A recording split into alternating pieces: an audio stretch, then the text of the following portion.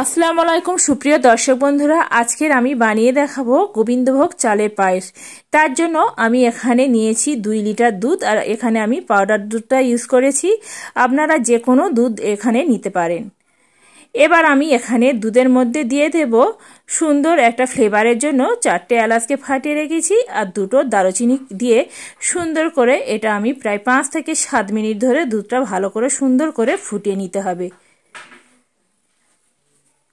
এখানে আমি সুন্দরভাবে ফুটে নিয়েছি, আর এলাচ আর দারুচিনি থেকে সুন্দর একটা সুঘ্রাণ বের হলে এর মধ্যে আগে থেকে 200 গ্রাম গোবিন্দভোগ চাল আগে থেকে আমি সুন্দর করে ভিজিয়ে রেখেছিলাম। ভিজানোর পরে এখানে আমি সুন্দর করে ধুয়ে পরিষ্কার করে নিয়েছি। এবার ভিজানো চালটা এই দুধের মধ্যে দিয়ে দেব।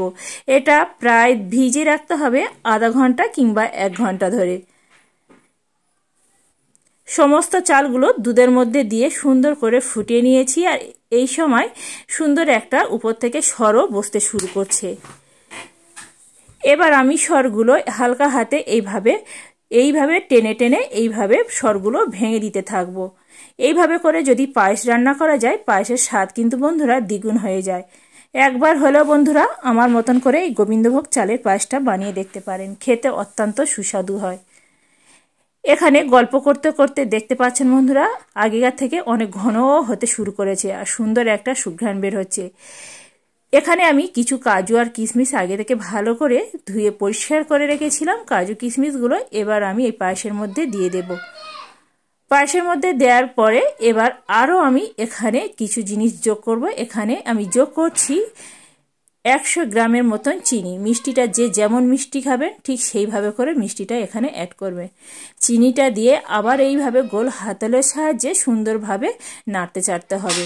আর এই সময় নাড়া বন্ধ দিলে চলবে না, আর এই সময় আঁচটা একদম লো টু মিডিয়ামের মাঝামাঝি রেখে এই পায়েসটা কিন্তু রান্না করতে হবে।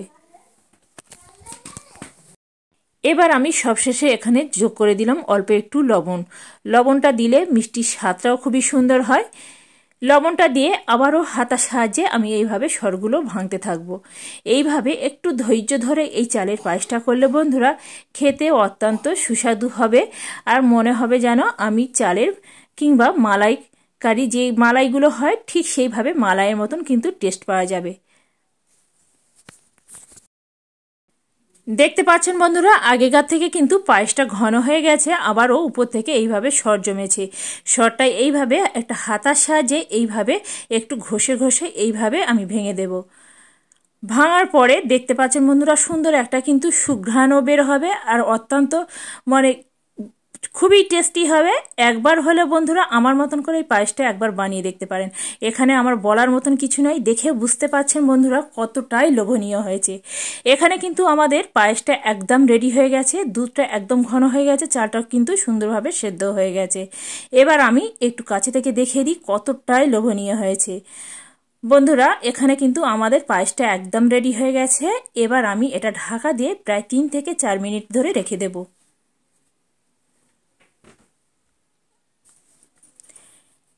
এখানে আমি 4 মিনিট রেখে দিয়েছিলাম, আর দেখতে পাচ্ছেন বন্ধুরা সুন্দরভাবে এখানে সরটা জমে গেছে, আর আগেকার থেকে একটু ঘন হয়ে গেছে।